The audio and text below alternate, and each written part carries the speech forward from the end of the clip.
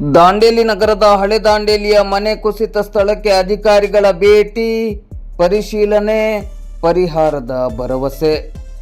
ನಿರಂತರ ಮಳೆಗೆ ದಾಂಡೇಲಿ ನಗರದ ಹಳೆ ದಾಂಡೇಲಿಯ ಮಸೀದಿ ಗಲ್ಲಿಯಲ್ಲಿ ಮನೆಯೊಂದರ ಗೋಡೆ ಕುಸಿದು ಹಾನಿಯಾದ ಘಟನೆಗೆ ಸಂಬಂಧಿಸಿದಂತೆ ಅಧಿಕಾರಿಗಳ ತಂಡ ಇಂದು ಸೋಮವಾರ ಬೆಳಿಗ್ಗೆ 11 ಗಂಟೆ ಸುಮಾರಿಗೆ ಸ್ಥಳಕ್ಕೆ ಭೇಟಿ ನೀಡಿ ಪರಿಶೀಲನೆಯನ್ನು ನಡೆಸಿತು.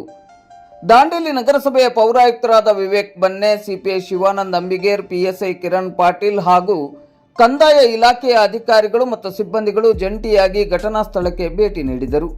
ಅಧಿಕಾರಿಗಳು ಮನೆಯ ಮಾಲಕರಾದ ಹಸನ್ ಯೂಸುಫ್ ಶೇಖ್ ಅವರೊಂದಿಗೆ ಚರ್ಚಿಸಿ ಹಾನಿಯ ಬಗ್ಗೆ ಮಾಹಿತಿಯನ್ನು ಪಡೆದುಕೊಂಡರು.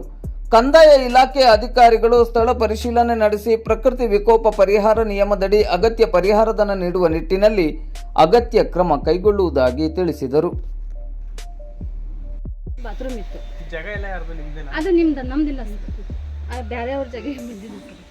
ಅದಷ್ಟೇ ನಮ್ಮ ಡ್ರಮ್ ಐತಲ್ಲ ಸರ್, ಅಷ್ಟೇ ನಮ್ದು.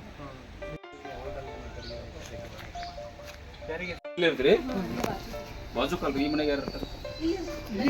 ನೀವು ಗಂಡ ಹೆಂಡತಿ ಇಬ್ಬರೇ ಇರ್ತೀರಿ. ನಿಮ್ಗೇನು ಗಾಯ ಆಗಿದೆಯಾ? ಇಲ್ಲ, ನಿಮ್ಮ ಹೆಂಡತಿ ಗಾಯ ಆಗಿದೆ. ಹಾಸ್ಪಿಟ್ಲ್ಗೆ ಹೋಗಿರಾ? ಅಲ್ಲ, ಹಾಸ್ಪಿಟ್ಲ್ಗೇನು ಹೋಗಿಲ್ಲ. ಅವ್ರಿಗೊಬ್ಬರಿಗೆ ಅಲ್ಲಿ ಅಷ್ಟೇ ಬಿದ್ದೈತೆ, ನಿಮ್ಗೇನಿಲ್ಲ.